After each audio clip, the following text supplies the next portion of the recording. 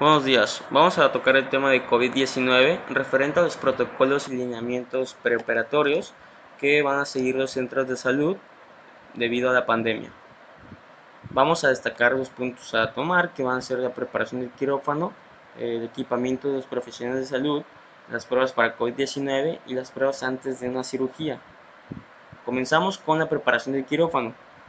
A la llegada del paciente, pues vamos a requerir que éste tenga una mascarilla independientemente de los resultados de la prueba de COVID, y si el paciente es clínicamente sospechoso o confirmado, estos se van a clasificar por separado y van a ser ubicados a 2 metros de distancia, mientras que puedan ser llevados al quirófano de presión negativa.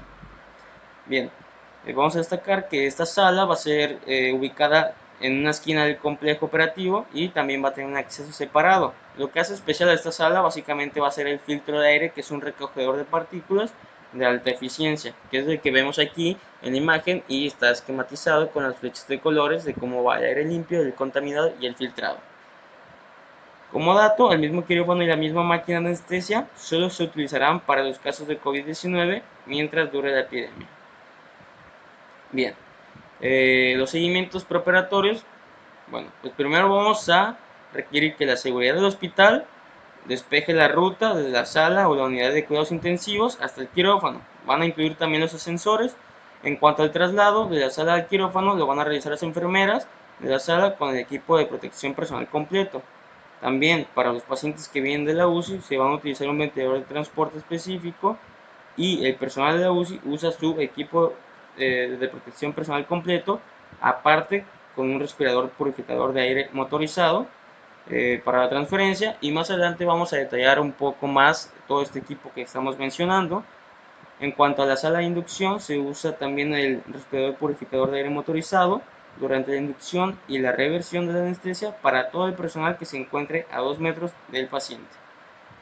Como dato, es que el personal dedicado para administrar la unidad de cuidados intensivos va a ser destinado solamente a esta unidad, y otro personal va a ser dedicado para el quirófano. Esto para prevenir la contaminación cruzada del quirófano entre los trabajadores sanitarios.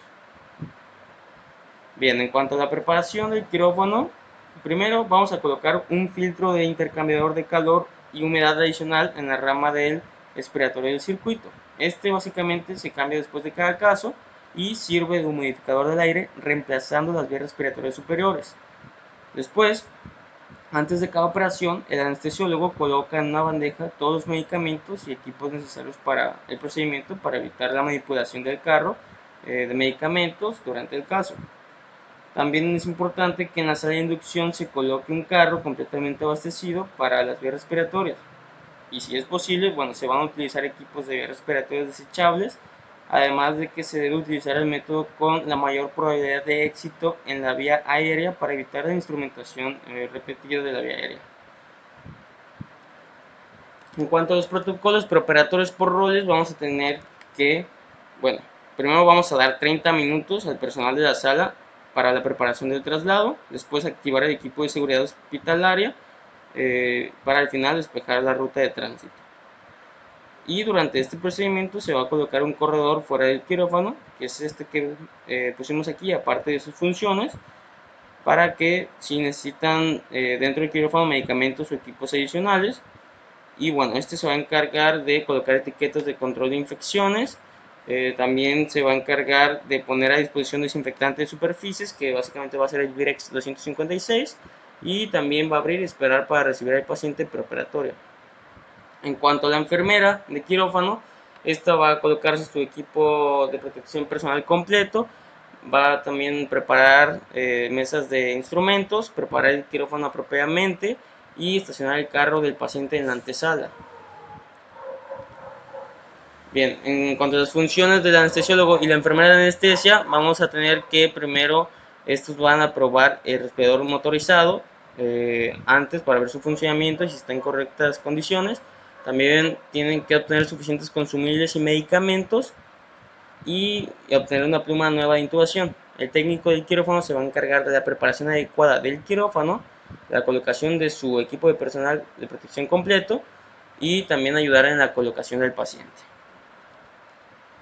También, en cuanto a la recomendación de anestesia, pues vamos a tener en cuenta que se tiene que tratar de minimizar la manipulación de las vías respiratorias. Esto para que la ventilación con mascarilla y la succión abierta de las vías respiratorias tanto como sea posible. En cuanto al uso de anestesia regional, pues los pacientes siempre deben usar mascarillas quirúrgicas y el oxígeno nasal debe administrarse debajo de la mascarilla quirúrgica. Los protocolos de quirófano, como cuestión general, es que todas las puertas del quirófano deben estar bien selladas una vez que se transfiera al paciente, excepto una puerta. También, en el caso del paciente, la planificación quirúrgica, la documentación y la recuperación temprana deben realizarse dentro del quirófano para minimizar la contaminación en una habitación. Por último, los procedimientos quirúrgicos de las vías respiratorias, como la traqueotomía, todo el personal tiene que tener su respirador motorizado durante todo el procedimiento, ya que este tiene mayor prevención para la aerolización del virus. Y bueno, en los protocolos intraoperatorios por roles, es importante destacar que el corredor del quirófano pues, va a estar fuera del quirófano para proporcionar material o medicación. Y como decía, cualquier artículo situado en una carrita en la antesala. En cuanto al técnico del quirófano, anestesiólogo y su enfermera y también la enfermera y las enfermeras del quirófano, pues estos van a comunicarse con el corredor de la sala si se necesitan otros artículos. Y también es importante destacar que debe haber presencia mínima de personal en quirófano durante la intervención. En los protocolos postoperatorios, primero es que el personal que sale del quirófano va a descartar sus batas y guantes usados en la antesala y este va a tener que realizar la higiene de manos antes de salir de la antesala. Cualquier respirador motorizado se retirará fuera de la antesala. Los pacientes que no requieren cuidados de la UCI postoperatoriamente se van a recuperar en el quirófano. Como precaución adicional, también se tiene que en los casos confirmados de COVID se utilizará un vaporizador de peróxido de hidrógeno para descontaminar el quirófano. Y todo el personal debe ducharse antes de renovar sus funciones habituales. Y como último es un control frecuente sobre la temperatura, hemogramas completos de laboratorio, proteína C reactiva y nivel de ferritina. Los protocolos postoperatorios por roles, vamos a tener que primero pues el corredor de quirófano, el anestesiólogo y su enfermera, también las enfermeras de quirófano, pues estos van a ocuparse de la reanimación del paciente en quirófano, el traslado del paciente a sala de aislamiento o de cuidados intensivos, y el técnico del quirófano pues se va a dedicar a la desinfección de la mesa quirúrgica. Y al último, todos estos 4 roles van a tener una retirada secuencial del equipo de protección personal completo y todo el personal debe ducharse, como antes se había mencionado. También destacamos que bueno, se planifica un mínimo de 1 hora entre los casos para permitir que el personal de quirófano envíe al paciente de regreso a la sala. Después se va a realizar la descontaminación de todas las superficies, ya sean pantallas, teclados, cables, monitores y máquinas de anestesia. Bueno, aquí este esquema es una recopilación de todos los procesos que hemos visto, además de que agrega recomendaciones y acciones que debemos evitar. Por ejemplo, las recomendaciones son colocar señales en las puertas, anestesia regional de preferencia, una preoxigenación, una oxigenación nasal debajo de la mascarilla, anestesia profunda y bloqueo neuromuscular. También deben darse antieméticos posoperatorios y vamos a tratar de evitar, si es posible, la anestesia general, la secuencia rápida de inducción, técnicas de intubación despierto, la cánula nasal de alto flujo, ventilación con presión positiva, como se les expliqué anteriormente. Y en cuanto a la recuperación, también menciona que cuando el paciente está listo para el alta, la seguridad vuelve a despejar la ruta hacia la sala de aislamiento o la unidad de cuidados intensivos. Continuando con el equipo en quirófano, pues vamos a detallar que el equipo de protección personal incluye lo que son batas, guantes, mascarillas y respiradores N95 o FFP2, que más adelante vamos a detallarlos, con un protector facial y un respirador purificador de aire motorizado, que también más adelante vamos a hablar de él. Empezamos con lo que son las mascarillas y respiradores. En cuanto al respirador N95, destacamos que bueno, este va a ser el recomendado para la protección contra el COVID-19 y estos van a ser ajustados y tienen que ser probados por cada individuo. Una vez que se quita, pues el usuario tiene que verificar que no se haya ensuciado o dañado antes de volver a ponérselo. También pues vamos a destacar el FFP2, que es el equivalente europeo más cercano al N95 y también tiene una capacidad de filtrado muy similar, como se los puse. El N95 filtra el 95% y el FFP2 el 94%.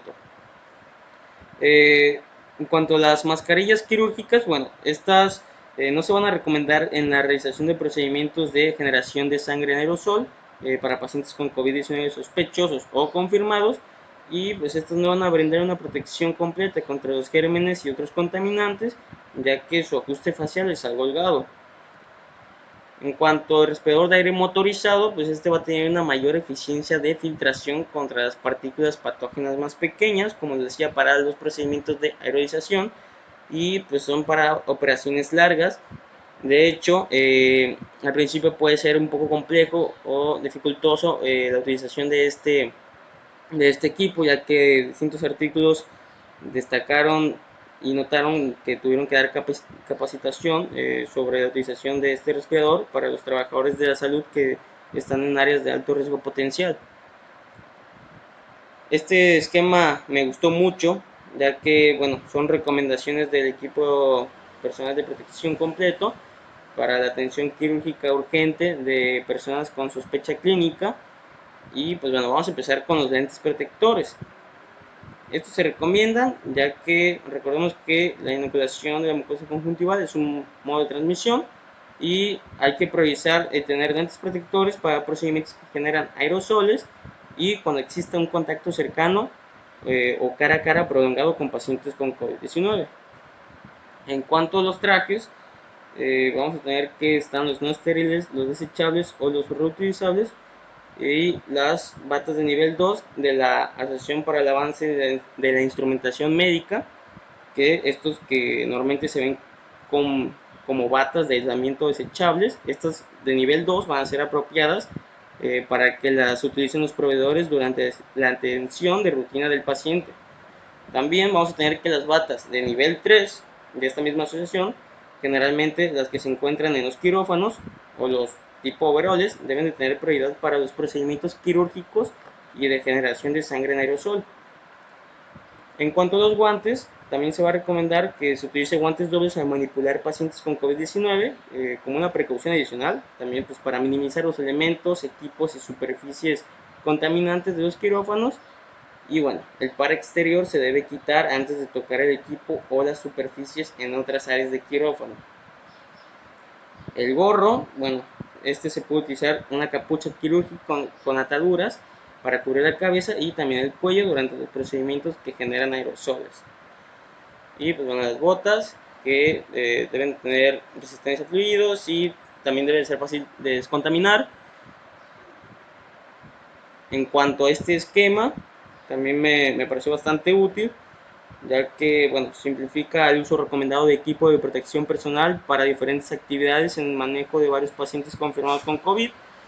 Y pues vemos que siempre la higiene de manos siempre se debe realizar antes de cualquier entrada a cualquier sala y salida también. También aquí detalla cuándo utilizar respiradores o mascarillas y también los respiradores motorizados, por ejemplo, esos se utilizan a partir de la sala de inducción. También, como les decía, en procesos de realización, eh, el gorro quirúrgico y también el que utiliza ataduras a partir de la sala de inducción. Las batas, como les decía, de nivel 2 se utilizan hasta la sala de procedimientos y a partir de la sala de inducción se utiliza la bata nivel 3. Los guantes se utilizan en todos los procedimientos, pero a partir de la sala de inducción se utilizan los guantes dobles. Las botas también a partir de la sala de inducción se utilizan. Y como les decía, también la higiene de manos, después de cualquier procedimiento se va a realizar este proceso, pero a partir de que se ingresa a la sala de inducción, se tiene que pues, hacer la ducha completa, ¿no?, del personal de salud. Bien, en cuanto a las pruebas, bueno, vamos a detallar o expresar un poquito de importancia, y es que el coronavirus pues, puede infectar a cualquier persona y provocar la transmisión antes del inicio de los síntomas, incluso sin que las personas desarrollen síntomas, ¿no? Por eso es que se considera que la realización de pruebas, exámenes intensivos de pacientes asintomáticos, pues es de vital importancia. En cuanto a estas, pues hay dos categorías, que son las pruebas que detectan, el virus en sí, el ARN viral, y pruebas que detectan la respuesta del huésped al virus, que son los anticuerpos serológicos. Van a estar la PCR y la de anticuerpos, como les mencionaba. La PCR, bueno, los tipos de muestra que se pueden encontrar en ellas son la nasofaringea y la orofaringea. La nasofaringea tiene más sensibilidad y la PCR, pues bueno, va a ser la técnica de referencia para el diagnóstico de COVID. Y en cuanto a la de anticuerpos, esta detecta la presencia de anticuerpos IgM e IgG frente a este virus en una muestra de sangre, suero o plasma, y la toma se muestra una toma de sangre capilar del dedo del paciente. Este esquema también ejemplifica bastante bien lo que son las pruebas a realizar antes de una cirugía y el protocolo que se tiene que seguir en dado caso de cualquier resultado, ¿no? Un paciente que está planeado para someterse a cirugía, pues se tiene que va a ser evaluado por una prueba de PCR 24 horas antes de la cirugía, así como una prueba de detección de anticuerpos, y luego se va a aislar en su habitación sin permitir ninguna visita. Una vez que se tiene resultado, si el resultado muestra un resultado negativo en la PCR, pero son positivos para el anticuerpo, no se necesitará más pruebas durante su estadía en el hospital y la cirugía se puede seguir y no va a haber testeo de estas pruebas durante su estancia, y al final pues se va a realizar una última prueba, ¿no?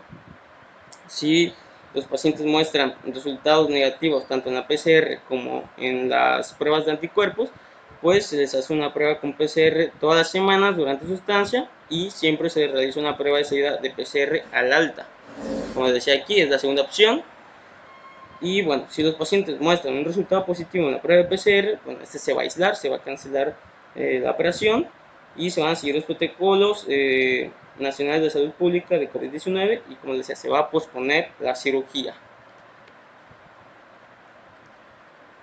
En cuanto a este apartado de simulacro, me pareció muy interesante meterlo, ya que algunos artículos detallan que se recomienda realizar simulacros de operaciones en pacientes con COVID para que el personal se familiarice con los procesos que acabamos de ver, ¿no? Tanto los pre, intre y postoperatorios. Y bueno, este simulacro pues permitió al personal identificar problemas potenciales, crear conciencia y mejorar el flujo de trabajo de los sistemas. El simulacro de este caso pues fue básicamente una cirugía de un paciente proveniente de la unidad de cuidados intensivos con una bomba de balón intraórtica in situ y se transfirió al quirófano. Los problemas potenciales que expresaron los profesionales de la salud fue que tenían dificultades para colocarse el respirador motorizado, también que los reflejos del protector facial afectaron la visión y percepción de la profundidad, además de que la comunicación entre el corredor y los de quirófano se vio obstaculizada. Aquí de hecho se muestra claramente que se tuvo que marcar y señalizar las áreas planificadas para ponerse y quitarse el equipo de protección personal completo y también el respirador motorizado, ya que tenían una falta de familiaridad con el complejo operativo de aislamiento, ¿no? Tenían una deficiencia ahí, y pues además estos simulacros que se han hecho en distintos sectores de salud pues sirven para planificar rutas potenciales desde la unidad de cuidados intensivos de aislamiento al quirófano. En cuanto al artículo, me pareció interesante, ya que este habla de, bueno, su título es de las características clínicas y resultados de los pacientes sometidos a cirugías durante el periodo de incubación de la infección por COVID-19. La revista es Clinical Medicine, cuartil 1, publicado por The Lancet, año 2020. El estudio es de corte retrospectivo y pues el objetivo básicamente fue describir sus características clínicas y resultados después de la cirugía. Se analizó retrospectivamente los datos clínicos de 34 pacientes sometidos a cirugías selectivas durante el periodo de incubación de COVID-19 en el hospital Redmi, y bueno, como resultado es que todos los pacientes desarrollaron neumonía por COVID-19 con síntomas de fiebre, fatiga y tos. El 15 pacientes, o sea el 44.1% de los pacientes requirieron ingreso a una unidad de cuidados intensivos durante la progresión de la enfermedad, y 7 pacientes, el 20.5%, fallecieron después del ingreso en la unidad de cuidados intensivos. En comparación con los pacientes que no estaban en la unidad de cuidados intensivos, los pacientes en la unidad de cuidados intensivos pues eran mayores, tenían más probabilidades de tener comorbilidades subyacentes y también se sometieron a cirugías más difíciles y anomalías de laboratorios más graves. En sí, las complicaciones más comunes en los no sobrevivientes incluyeron el síndrome de dificultad respiratoria agudo, shock, arritmia y lesión cardíaca aguda.